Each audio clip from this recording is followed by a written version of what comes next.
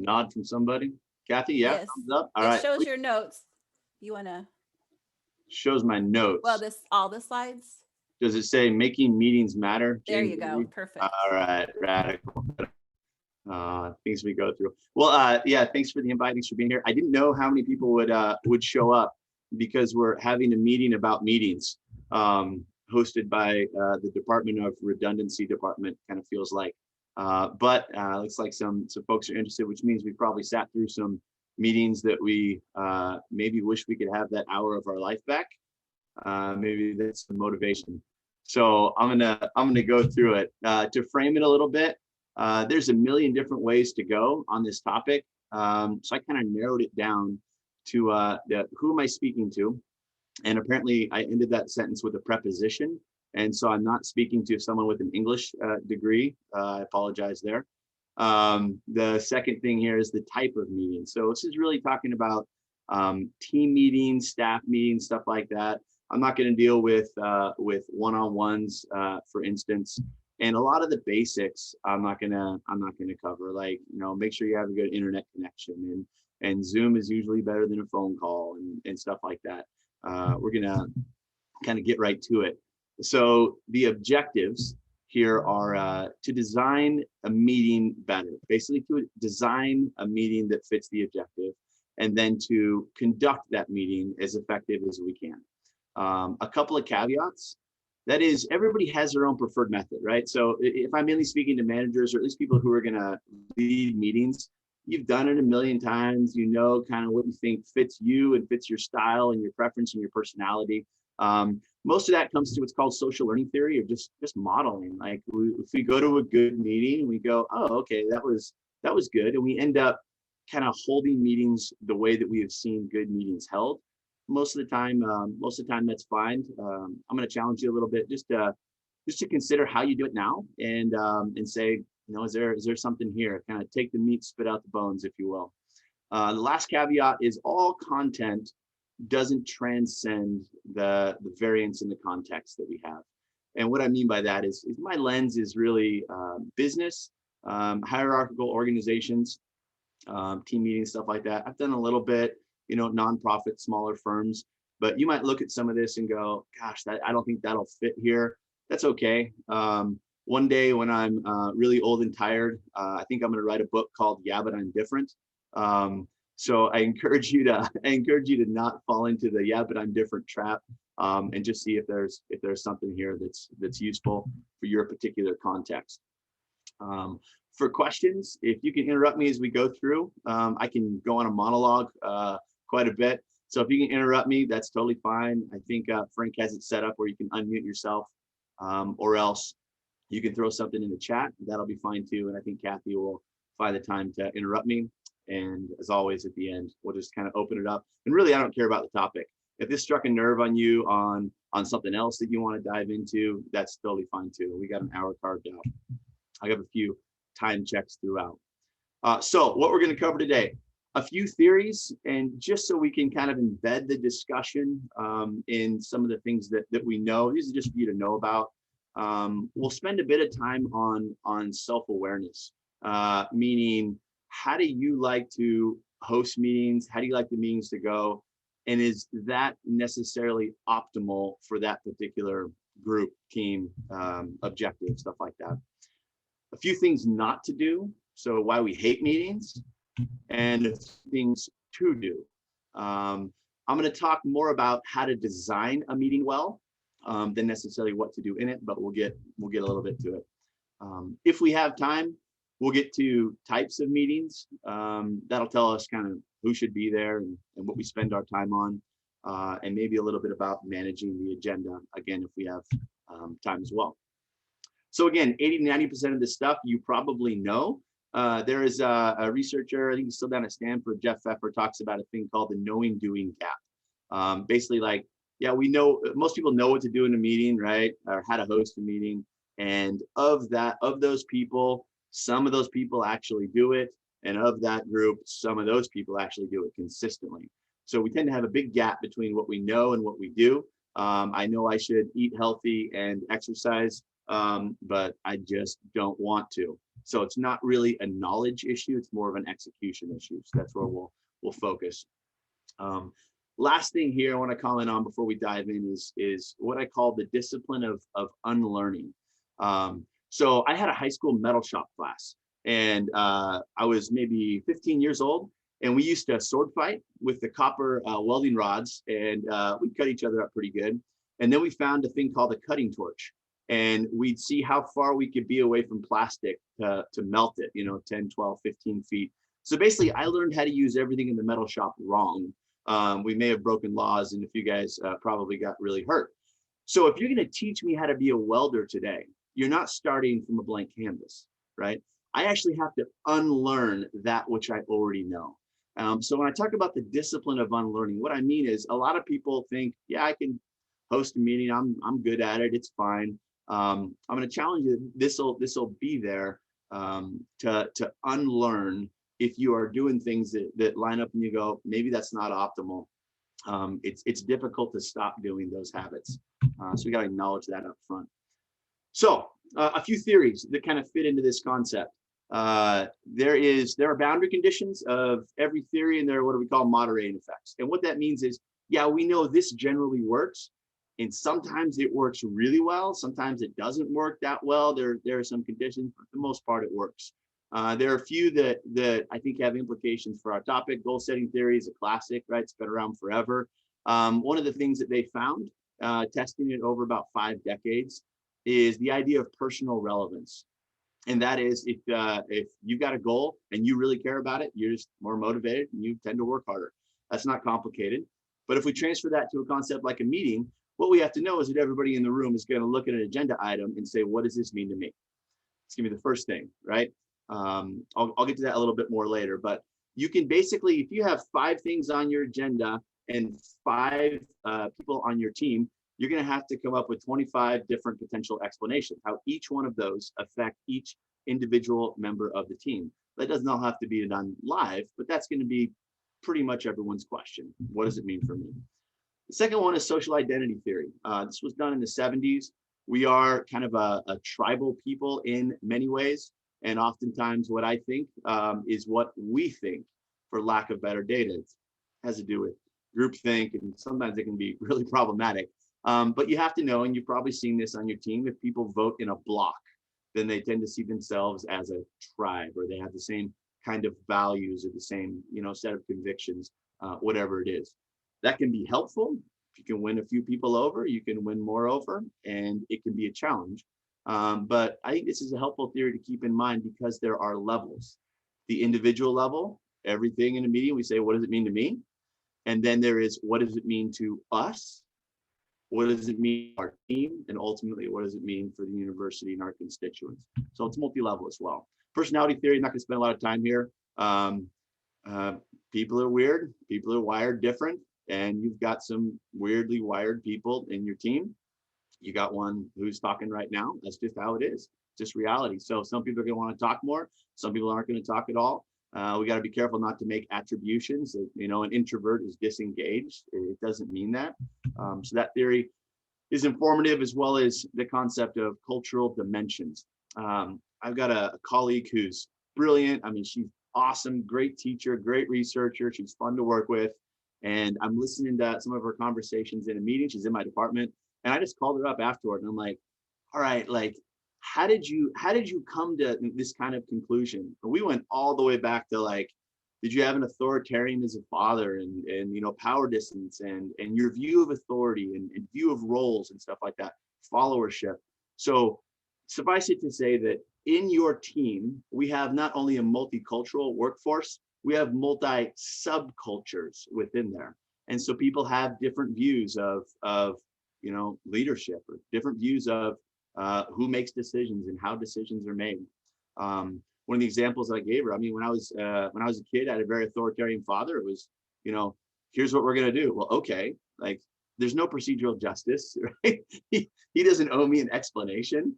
And she was just going, I don't know how you get your head there, James. Like, that's just not where my mind is.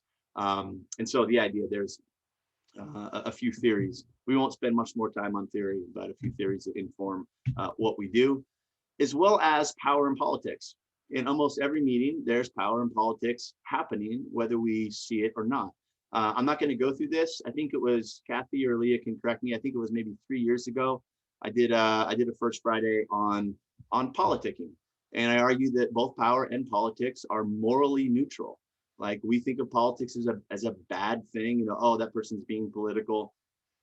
Everybody's political. It's not good or bad. It depends on what it's used for and what the effects are. Things are happening in meetings all the time, and then we get to sit back as managers and say, okay, how do I design this? How do I make these things so they're better? Here's a couple principles we'll walk through. One of them is you're kind of looking for the trifecta. It's a pretty basic Venn diagram. What's important to you, what's important to your team, and what's important to the work. For instance, if I want to talk right now about how JJ Watt was traded to the Cardinals, and I'm concerned for Russell Wilson this coming fall because he has to play him twice, that might be important to me. It might be important to some of you, but it's not really important to our work. So we probably shouldn't be having a meeting on it. Part of the reason for this is if you think it's important, you're going to bring your best and you're going to give it the time it's due. As a leader, I would argue that you're a servant. And so this is the first one to go. If it's important to your team, they're going to care about it. You guys maybe remember the old Peanuts comics where the teacher's talking and it's like, wow, wow, wow, wow, like nobody really cares.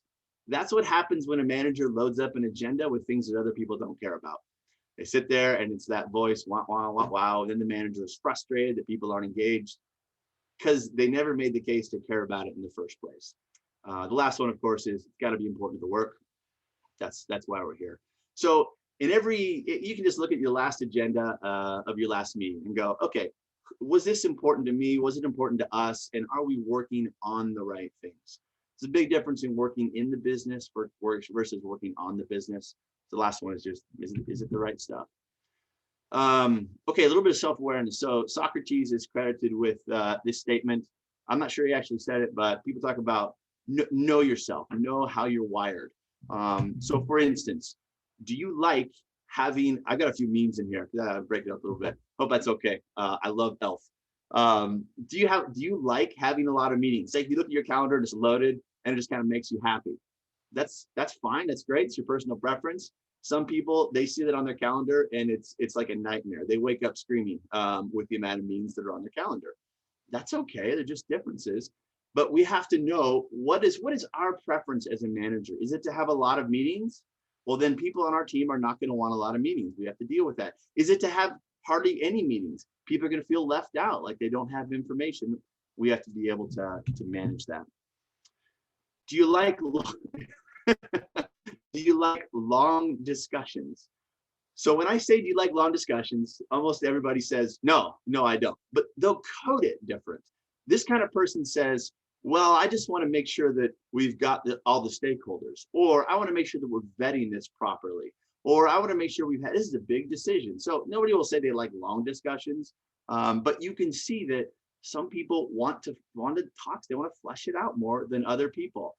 Some people, like I'm kind of the opposite of this. I'm a bit more task oriented, and that leads to me not making some good decisions sometimes because I don't have all the data. So you kind of just look in the mirror and go, what's your preference on this? And then look at your agenda or what you want to do.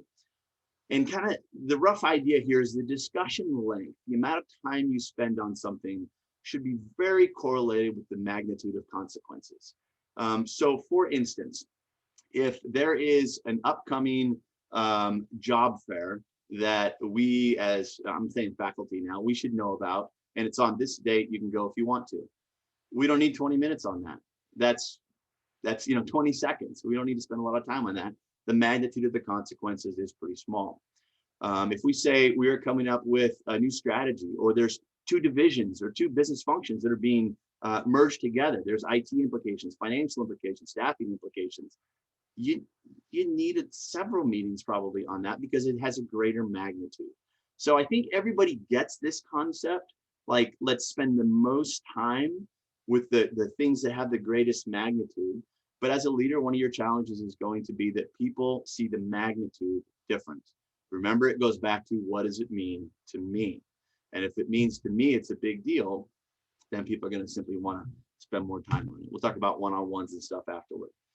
Do you like short discussions? That's great. But if all you have is short discussions, some of your team's going to be alienated.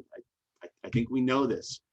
This is a fun one. Do you like to keep the agenda a surprise? There's two different reasons for this. A lot of people say, I don't want to send the meeting agenda out until either right before or even right at the meeting. And the reason for that is there's stuff on there. If I send it out a week in advance, everybody's going to be talking, figuring out where they stand on it. And by the time they show up, their mind's already made up before I've even had a chance to kind of say the facts or describe the context. I get it. That's okay. But you have to know, if you share an agenda in advance, there are people, brilliant people, who are slower processors. They'll be frustrated. They'll be like, you're kind of forcing me into making this decision. I'll talk about this a little later. I've got another colleague who, speaking of self-awareness, we were in a meeting a couple of weeks ago, and he just said, I don't make the best decisions like this. This guy's brilliant. I mean, brilliant, great teacher, great researcher. And he just says, I need more time. And it's not you, it's me. I need more time on it. If you keep the agenda a surprise, that's the trade-off. If you get it out in advance, of course, people may show up with their mind already made up. Here's maybe the last one. Do you work best with interrupt? I love this. Did the middle of my sentence interrupt the beginning of yours? Do you work best with interruptions? Again, this is just looking in the mirror and saying, how am I wired? What are my preferences? And realizing that other people on your team are not wired that way. This is an example of, like, for me, I do. In a brainstorming session, like, I know personally, I'll just come across as a jerk. I'll interrupt people, and I love it when they interrupt me. And in my head, that's progress. In other people's mind, it's rude and it's selfish. So if you know that about you, own it. Tell your team, apologize, work on it, stuff like that. But know that people are just going to be wired differently on something like that. Dr. Avey? Yes. We do have a question in the chat. Yes, What's your take on a general agenda that doesn't get into specifics, so you can just save them for the meeting? Yeah, I think it's fine. It tells people where you're going. The releasing the agenda early or not, really, you boils down to a decision of, do you want people to think about it and have opinions in advance or not? So if it's let's say it's a decision-making meeting and you have the data, it's great. You can send it out and say, here's our data. I want you to think about it so we can make a decision on whatever at our meeting. If it's a bigger decision, you might say, I'm going to keep the agenda surprise and the details a surprise. I'm going to explain it on Tuesday. And then the following Tuesday, we're going to actually make a decision and have a week to think about it. So a general agenda is fine. One of the challenges is, we'll get into this when we get into managing that kind of the flow of the meeting. If you have a standard set of items on the agenda, that probably means you're going to talk about those things, spend time on them, even if there's nothing to talk about in those categories. So it can lead to some rabbit holes and distractions, but it's a fine model to do. All right, why we don't like meetings? Number one, because we don't need them. Straightforward. If everybody who is a typical meeting leader goes out of here and they all cancel one meeting, that's like 55 canceled meetings. Like, I'm going to call that a win. Put that in the win category. Much of the time, we don't like meetings because we don't think we need them. I'll tell you, here's a great example of this. The dean of my college, Jeff, he sends out, I think it's like once a week or once every 2 weeks, he sends out this big, long, fat, like dissertation email of everything that came across his desk that week that we could possibly want to know. And he gets enough stuff every week where he probably could host kind of an all college meeting, but he sends it out. It takes me 60 seconds to skim it and just go, is there anything in there I care about? And every time at the bottom, he says, if you have any questions, reach out to me. I love that. Information sharing is the easiest meeting to cut out for sure. So number one, we don't like them. Number two, there's just saturation. In preparing for this, I looked at my calendar 2 years ago, pre-COVID versus now, easily 4 to 5 times more meetings now in this environment, at least for me personally, than a couple of years ago. So think of it like Here's an example. I remember I was 19 years old. You know, every kid wants to hear, you know, son, I love you, son, I'm proud of you, whatever. My dad was not much of a words guy, but I did something. I probably got like a C+, or I got a really good grade like that. And I remember him, he was like, oh, you know, I'm proud of you. I love you. And it just like burned in my mind, like, holy cow, hanging on to that. My kids now, like, all I'd smother them with hugs and kisses and I love you, I'm proud of you. When I say it, it doesn't carry the same weight. Why? Because it's all the time. They are saturated with it. And that's okay. Like, one, I'm not saying it's better or worse. I'm just saying, like, right now we're saturated with meetings, and every meeting host believes that theirs is the most important. And we just got to be, people who calls me, you got to be realistic. Like, that person who shows up for an hour, they were also in 3 hours of meetings today by another meeting host who thought theirs was the most important. So if we can reduce them, I think that's going to be a win. Same old issues. I know this is different based on what area of the university that you're working in. I've been here, I think, 14 years, and I have worked with much of the same people for all 14 years. It's kind of like this family model, like you're always together, which means the same things that got under my skin 10 years ago do now, and my colleagues have to hear about it. So this has to do with kind of managing the flow of the meeting. That one person brings up that same thing over and over and over, and everybody's seen it. It's not that it's not important, it's just that we've heard it so much, we're saturated by it. So that's up to the manager, leader, whatever. If you need to, if it affects the work, make an agenda item, get after it, but then pinch it off when it just keeps coming up, and you can talk it one-on-one. Another one is lack of candor.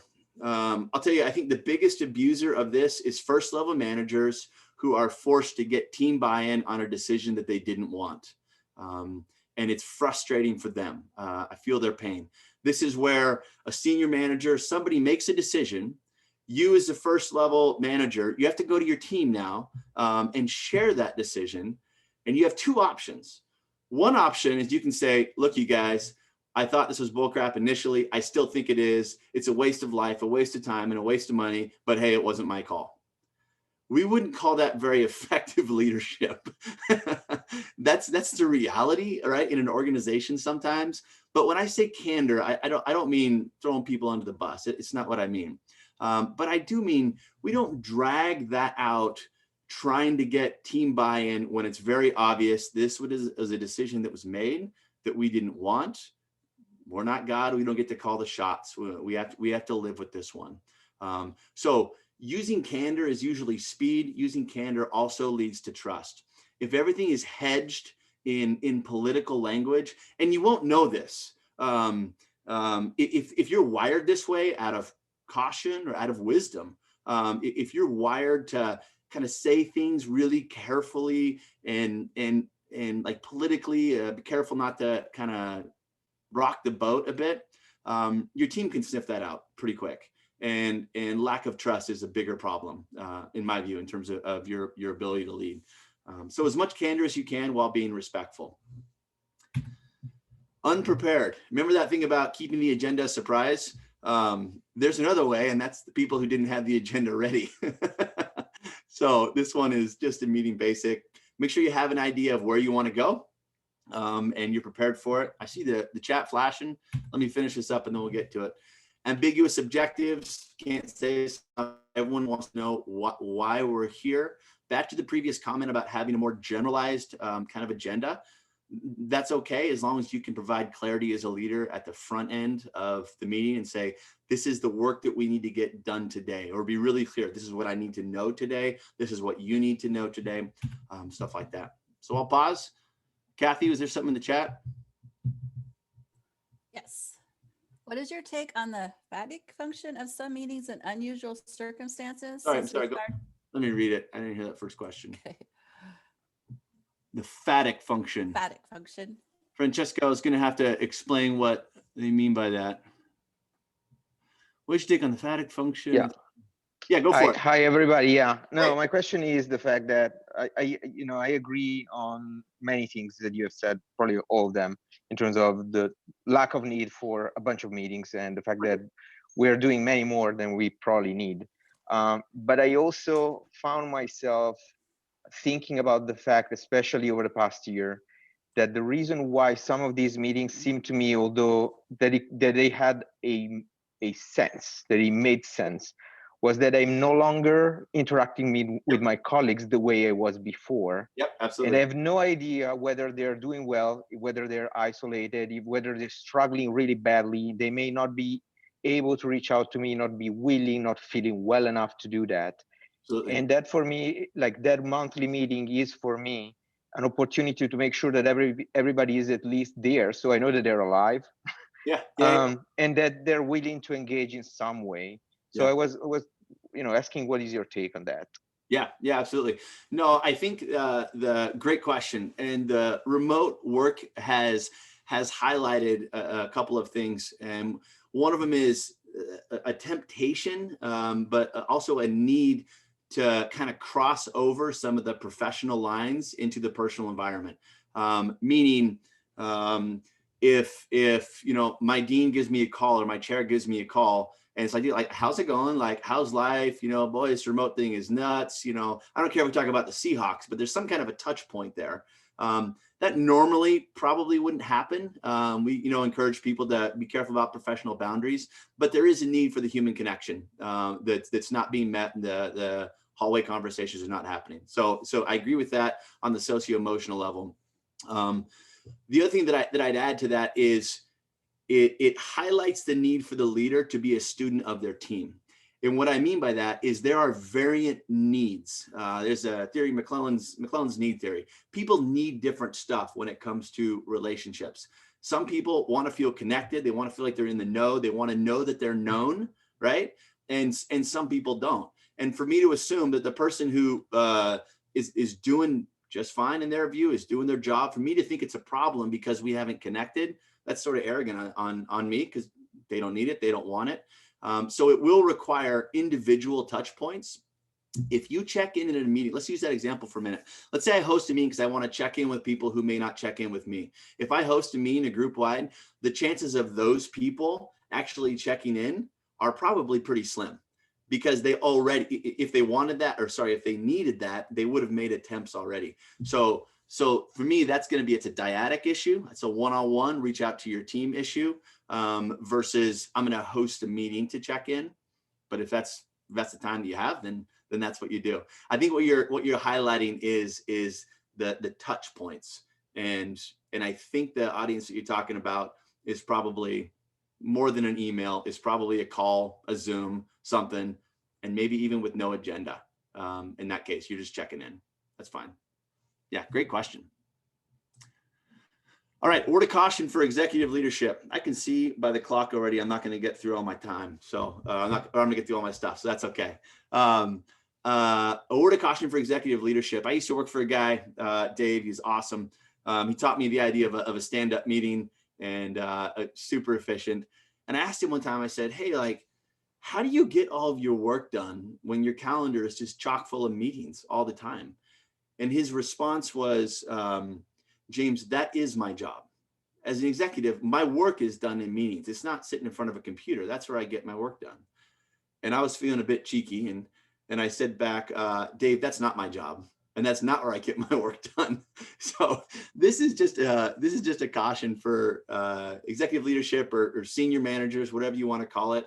The operators that report up to you, their job is not mainly meetings. It's not mainly communication, facilitation, organizing. That is your job. Totally get that, but it's not their job. So when we expect them to show up to not only the frequency of meetings, but the length of meetings, it does take away from their work. We just need to be sensitive to it. Hey, there's another chat. This is exciting. Oh, yeah. Oh, okay, cool. If I can figure out my Zoom here. All right, 8 questions before sending the meeting invite. Number 1, do we need a meeting? Back to Dean Stinson's emails that I love. Number 2, what are the best communication tools? Is it a meeting that we have meetings on tough topics, and where there's winners and losers and decisions made? You want to be on Zoom. That's not a phone call. You need to be able to look and see how people respond, be a student of them, of their nonverbal stuff like that. Sometimes an email is fine. Sometimes a dashboard is fine. But what are the best tools? I think mainly we're talking about Zoom kind of meetings or face-to-face meetings now. What am I trying to solve or create? So when you stand back and look at the agenda, say, are we solving a problem or creating a service or a product, whatever it is, like, does this path lead us toward what actually needs to be done so we can make the most of our time? The next two are the communication piece. That is, what do I really need people to know? And remember that if I tell you something, so there's probably going to be someone at the end who's going to shoot me an email and says, hey, can we have a copy of those slides? That's because they sort of got it during the conversation, but they need to see it, read it, ruminate on it. That's different. So when I say, what do people really need to know? I want you to think multi-method, multiple ways of getting the most succinct and most important information to them. And the other one, of course, is what do I really need to know as a leader? What will the questions be? If you can anticipate that, that's helpful. If you're going into a topic and say, go through the 5 people on your team and say, what are they going to want? What's going to be their question? And then you can deal with them up front. Who can I recognize? It's always good, especially if you can start with that. And then what individual follow-up will be helpful. That's knowing that you can't, especially people that have a high need for discussion and discourse, you're not going to be able to do it all in the meeting. So if they do feel cut off or like a full attention wasn't paid, that's going to be follow-up discussion afterward. We'll get into the design, but what kind of meeting is it? Just means that you have in mind the purpose of this meeting is to make a decision, or the purpose of this meeting is to share information, or whatever the function is, so you can stay focused. All right, let me look at my clock here real quick. 11:36. Kathy, what am I doing again? I'm going like 11:45-ish. Yeah, and then time for questions. Okay, sounds great. So let's go through a little bit of meeting design for a minute. About 5 different types to hit. One of them is a problem-solving meeting. This is pretty straightforward. It's a problem you have to solve. You see the second bullet point, limit attendance to important stakeholders and those who can actually solve the issue. Now, this is tough because there's a lot of people who probably think they can solve the issue, and you're gonna have to make a judgment call on who needs to have a voice in this discussion and who doesn't. And that judgment call can upset people. Somebody say, we'll just cast the net broad. We'll get everybody in. As we know, that limits productivity, that limits effectiveness, especially if there's a timestamp that needs to be done. If you have more time, more stakeholders, especially with magnitude of consequences being high. A decision-making meeting. I've been to a million meetings where we have to make a decision. We get there, and what we do is identify the information that we don't have so we can't make a decision. Don't do that. Call a decision-making meeting when you have the data, unless you don't know how to get the data, but when you have the data needed to make the decision. A planning meeting. These usually take a bit longer, and that's fine, and they meander, and that's fine. But again, one of the mistakes we make with a planning meeting is we exclude people who are actually going to be doing the work. There's those that design the work and there's that do the work, and the designers are usually managers. And so a manager will get together and they'll plan how it should go. And we all know this, when it goes to implementation, when it goes to reality, the worker says, yeah, that's actually not going to work. So make sure you have that voice in the meeting of people who will be executing the work. Status information sharing, again, I argue as much as possible. You can probably eliminate this. The only kind of asterisk that I would put on when you eliminate just information sharing meetings, sort of back to integrating Francesco's point with my point about kind of who's impacted by it. If you eliminate the meeting, that's fine, but pick up the phone and call the people who are impacted the most by it. 5-minute conversation, whatever it is, I think would be good. A feedback meeting. This one's pretty straightforward. Limit the attendance to the relevant players. Be very specific, if you can, about what kind of feedback you want. So we don't go into a feedback meeting and say, hey, this is a new initiative coming out from the university. Let's talk about how we think it affects us. No, you're going in saying, these are at least 3 ways I know it, which it affects us. Now give me feedback based on your individual, your knot hole, the scope of your job. Okay, few different meetings. You can design the structure around what type of meeting it is. Obviously, the agenda. A lot of times I'll put categories on the agenda. Things to know, decisions to be made, decisions that have been made. And then I like the fourth one. This comes from a resilience intervention I did a while ago. I'll add it, things that we can control, influence, and can't control. It's nice to put these categories for people in your team. So if something comes up and it's a decision that is already made, maybe it's totally out of your control and it's done, use candor, say so. Maybe you can influence a little bit, you can change a little bit, that's fine, say so. Or maybe you can reject the decision, you have the authority to do that. But if you're clear about that, then the conversation is unlikely to turn into kind of a complaining session that doesn't produce any results. And the last one, of course, is do we need a response to whatever the agenda item is? So if you can actually on the agenda just put parentheses and say, this is why this is here, or this is why A is here, this is why B is here, stuff like that. All right, wrap it up. Just a couple more. I know I'm kind of doing a dump truck load on everyone, but we'll hit some different stuff. James, we do have until noon, so oh, cool. Yeah, feel free to just take your time. You mean I can breathe? Okay. Yes. Sweet. Respectful politics. So this is where it gets into independent judgment. It is politicking, and if you do it poorly, it will blow up in your face. So be careful with it, but I think it's important. Who do you need to speak with before the meeting? I gave the analogy earlier of a professor in our department. I love the guy, he's awesome. And he's by his own admission, he's a slower processor. He's brilliant, but he doesn't respond like on the spot. And so if you know you're going into a decision-making meeting or something, especially if it's gonna affect someone like that, that's probably a call in advance. Your judgment, it's a day, it's a couple hours, it's a week, whatever it is. So slow processors, connect with them if you can. The other one is leakers. Leakers can be really helpful. Leaker is like, gossip's probably too harsh of a word, but someone who you know, if you tell them something, your team will know by the time you get to the meeting. That's what I mean by leakers. A basic management heuristic is you want to leak bad news and drop good news like a bomb. If there's bad news at the meeting for your team, it's nice if they all know by the time you get there. If there's good news, it's nice to be able to share it right there in the moment. So you can kind of strategically use leakers. The third one there, who do you call before or connect with before? The most impacted by the content.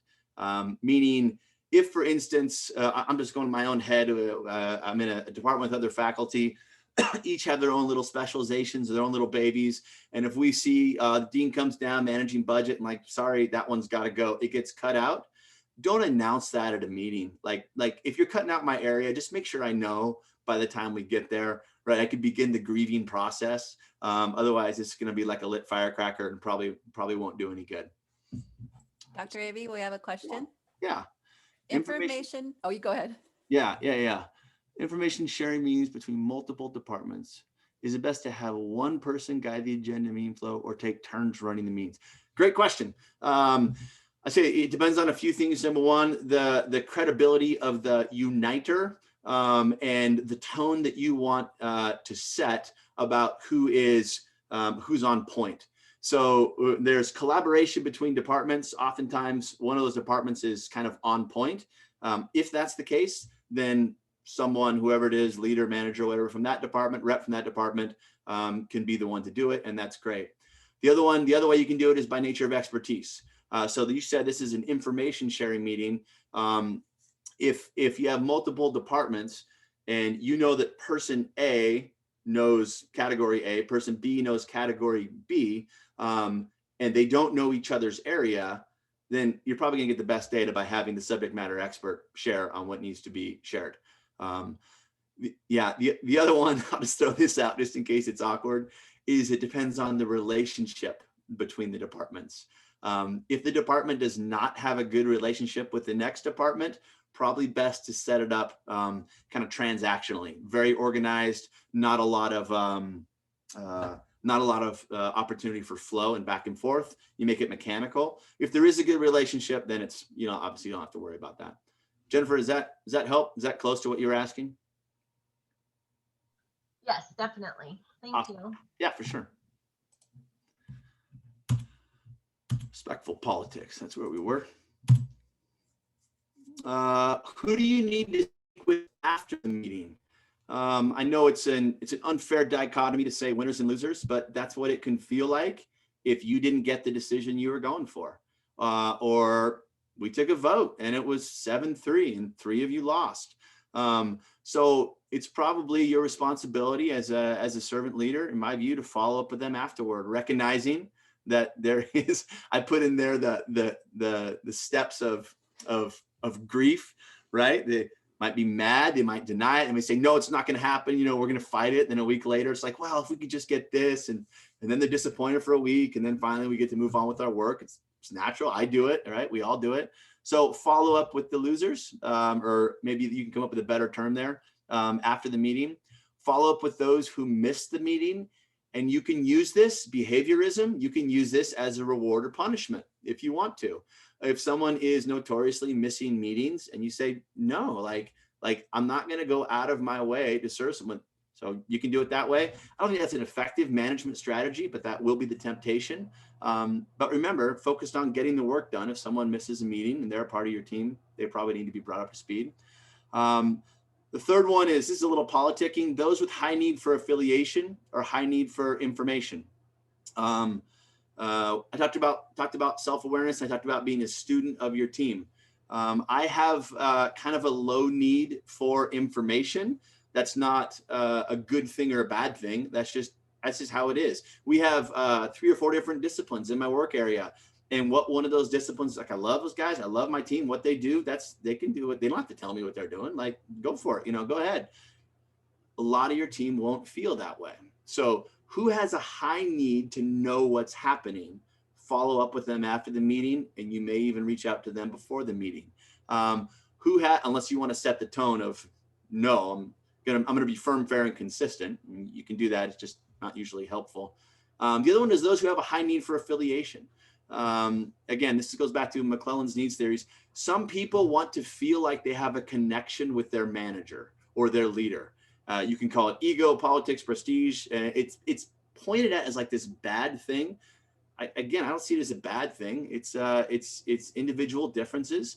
Some people want to be more connected with, in my case, Dean Stinson, and some people don't. Like, we each have our jobs, and that's fine. It would be helpful for Dean Stinson to know who those people are, because if he's not connected to them, they're going to feel kind of kicked to the curb. The other one is verbal processors. This is someone who they don't process it by reading and thinking. They process it by speaking. Well, if you have 3 verbal processors on your team, you're never going to get through an agenda, right? You've got to be able to get through the work and then call them afterwards and ask the questions like, how did that hit you? What are your responses? What questions should we be asking? I mean, stuff like that. Otherwise, again, it's a concept in applied psych called voice. If they feel like they don't have voice, you have a broken social contract. So that's my only little piece on respectful politics. As much as respectful as you can. Wrapping up, basic reminder, start with some good news. If you can, find someone to recognize. If you can, I say variation from the superstars. If there's 6 people on your team and the same person wins all the awards and they all win everything, find somebody else to recognize. Like that's okay. There's other people doing good work too. Especially find someone to recognize, if you can, who is socially distant from you. You don't necessarily have a good relationship with. It's not a bad relationship, it's just not close. Like, that's helpful to recognize that person. Finally, on recognition, I'd point out, don't forget about cultural differences. For the first, I was leading a team of aeronautical engineers at Boeing, and I kept recognizing this guy who came from a highly collectivistic and high power distance culture. And I kept calling him, he was an incredible engineer. I kept like, dude, you're awesome. Dude, you did this, you did that. Till finally one of his colleagues came and said, you got to stop. You just humiliate him. He has this very strong collectivist bent. It's not that I did good, it's that we did good. And when you call me out, it humiliates me. So I'm trying to reward this guy, and I'm actually punishing him while I'm doing it. So don't get wrapped around the axle too much on that, but just know that some people don't want it, and you want to use it as as a reward, as a positive reinforcement. Next one, if you can do this, if your team is too big, it may not be possible. My standard cutoff on this is somewhere 5-6 people. Around the room is great. So at the end of every meeting that I'll do with that size of a group, just say, what are the questions that we're not asking? What are the questions that you have that we didn't get to? Like, is there anything that you want to add to this? And just go quick around the room. You have to create the culture for that, though. The around the room is not new agenda items. The around the room, like if there's a big thing that we missed in that meeting, around the room means, hey, we missed this. It needs to be added to the agenda next time because there's a lot to say on it. That's appropriate. Doing the business there, no. Around the room is everybody gets voice, everybody gets to say something, but they don't take a microphone for an hour. Last one, especially in a season of meeting saturation, is end the meeting on time. Boom. Speaking of ending the meeting on time. We have 10 minutes and we can riff on anything anybody wants related to meetings or not, or we can all go refill our coffees too. Whatever you want. James, thank you. Yeah. I loved how you started this, having us ask questions about how we do meetings, what we like about meetings. And I just realized I need to cancel, like, I don't know. Anyway, yeah, it was wonderful. Really, really great to self-reflect and think about, how it is. But I also really loved Francisco's comment about, touching base with people. And that we can do that in several different ways. So yeah. Thank you. Yeah, for sure. The self-awareness piece is the hardest one.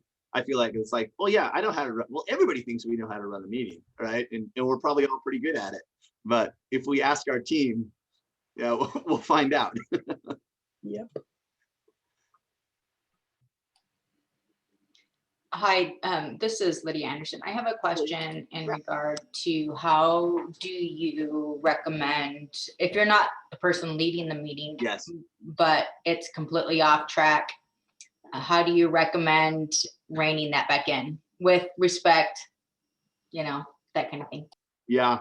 I thought about it. Actually, at one point, I thought the entire presentation was going to be about leading up. So that is, you don't have a position, necessarily of authority, you're not doing it, but you can look and go, this is not going well. It's not being productive. It's creating problems. So that's another, long conversation. There's a few contingencies there. A big one is it depends on your relationship, your credibility with the person who's running the meeting. Do you have to do what Carolyn just mentioned, kind of a gut check of go, I think this is not going well. But do we all agree? Is it just me that kind of has a problem, or do we all agree? And then if we all agree, there's a few different tactics you can take there. I like the model of if you have a functioning relationship with the meeting host, just say, hey, here's some recommendations. Like, obviously, thank you for what you're doing, etc. Sandwich communication, they're awesome. Here's what to change. You're awesome. But be specific in your recommendations. One of the most important parts of followership is when we provide feedback to our supervisors, it quickly falls into the category of whining unless it's specific recommendations. So for instance, in this meeting, if we could have the agenda a day in advance, there's one thing. Or if you could consider putting times on, like, we're spending 5 minutes on this, 15 minutes on this, 5 minutes on this. And then if you could hold us to if you can get the more specificity, then they can kind of go with it or not. If your feedback is blown off, if you're disregarded, you can do the 1935 Wagner Act union mentality, which can be very effective, and go with a couple people. You got to be careful on this, because if I'm a manager and Lydia comes and says, hey, I think you should do X, and then Lydia comes back in 2 weeks with all of her buddies on my team, I'm like, wait, you just turned the team against me. So you want to do that carefully. But it would be hard for me to imagine if a leader's not being responsive to that, they have bigger problems. Oh, I was gonna say, I was late to this training because a 30-minute meeting ended up turning into a 2.5-hour meeting. Yeah. And so, yeah, Yeah. Yeah. And the feedback structurally, I think most people get is the time spent has got to be connected to the magnitude of consequences. If you spend a lot of time on stuff that doesn't have a big consequence, you're going to lose the Lydias on your team, at least emotionally in the conversation. Yeah, feedback.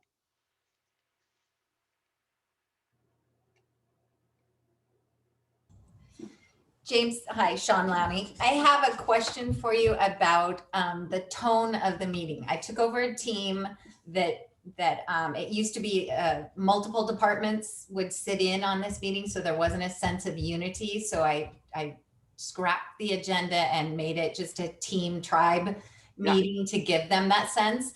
And for 6 months, we've been operating that way. But now as I'm pulling in, I call them guest speakers or guest visitors, there's still a little bit of it. It's not territory, but it is. They really like that contained environment. And I'm trying to decide, do I honor that because they work better as a team that way, but it doesn't show that cross functionality with the other units we work with. Can you maybe address that? It's a big question, but no, sorry. a follow-up question, if we can. So what I hear is there's multiple different units, and they're united under you at this point, and you've been able to chip away at kind of some of the individual identity stuff. So it's now more of a cohesive team.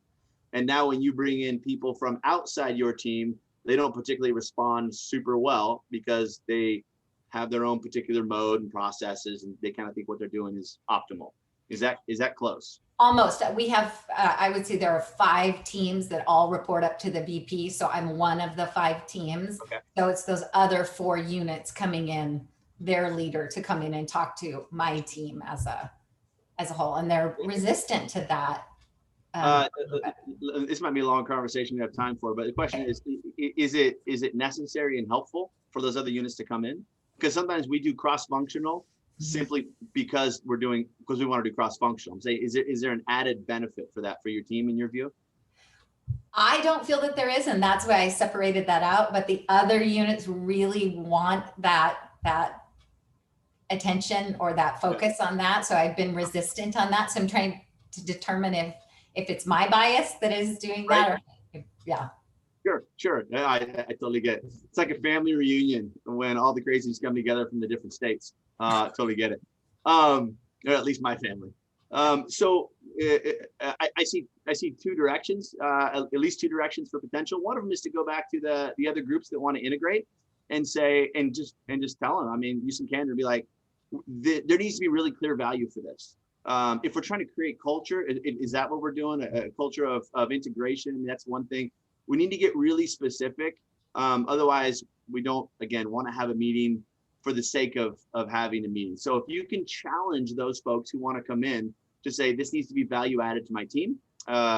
Otherwise, we're at least not going to do it as much.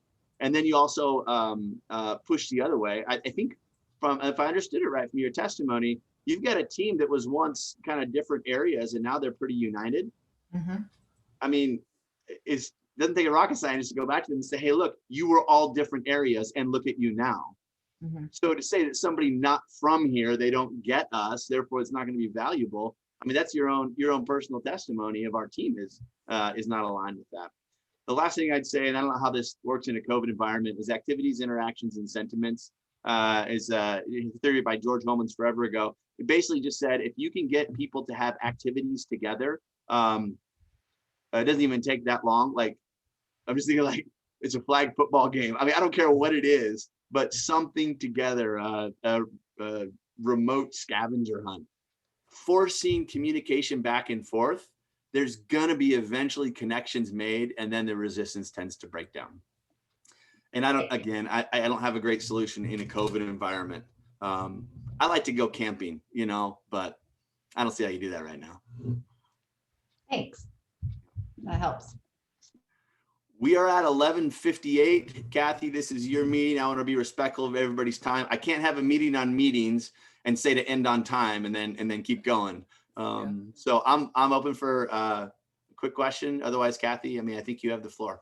Well, we just want to thank you so much, Dr. Avey, for providing us with some very practical and useful tips on making our meetings matter more. And just a reminder, Dale put in our chat the link. We will have this this recording posted out there probably, I don't know, next week sometime. But thank you, everyone, and we'll see you in April unless you have another question for Dr. Avey. Awesome, you guys. Thanks for hanging out. Thank you.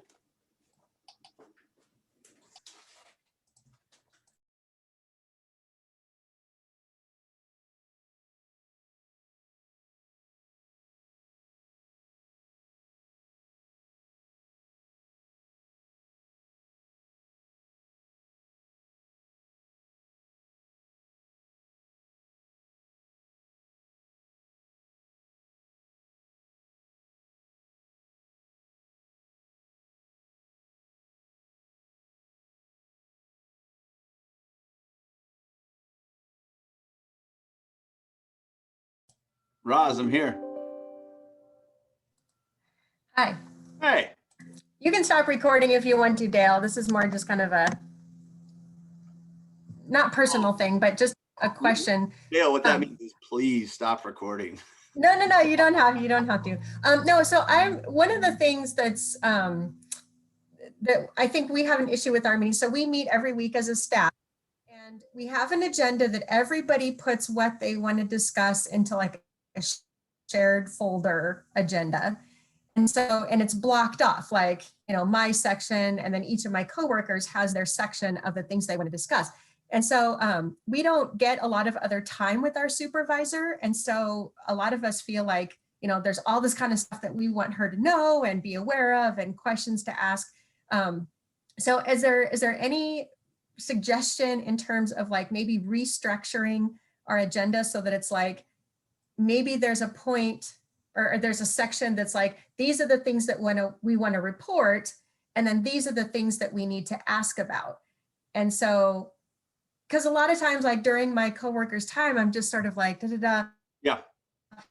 having this discussion about some little details or, you know, something like that. And like, it's kind of nice virtually because we can do other work, but then you kind of feel disrespectful, but yet it's kind of like, well, this doesn't really pertain to me. I don't have any input. They don't need or want my input, you know? So I thought maybe if we structured the agenda differently that, I don't know, what do you think?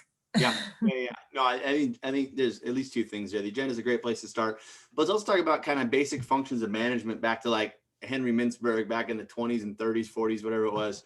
And there was two main things that connecting with your team. One of them was like a weekly meeting or a bi-weekly meeting. A lot of people do that now.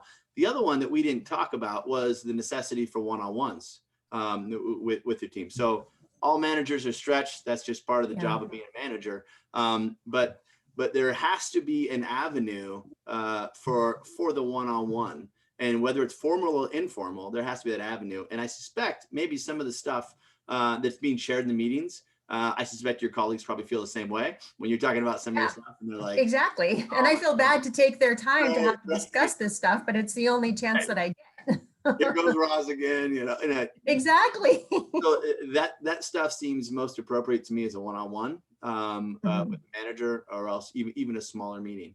So, I mean, they have to be able to do that, and you have to sell them on the idea. And assuming, I mean, everybody likes you, I'm assuming you have a great relationship with your manager. So to call them up and say, I think this would be helpful, and you can test it. So that's one response. The group meetings are not a substitute for the individual one-on-ones. The frequency can be varied. The second one in the agenda, when you first started saying, my first thought was, why are those things on the agenda? Something is on the agenda if it's for everyone at the meeting. If it's not for everyone at the meeting, then it shouldn't be on the agenda. So maybe at least categorizing it and saying, like the topics I had there, this is what I want you to know. This is a decision we have to make. And you might have a category that's just kind of FYI, but it's really you communicating up to the manager. But that the group meeting does not seem like an optimal place for individual level kind of dialogue, at least in my view.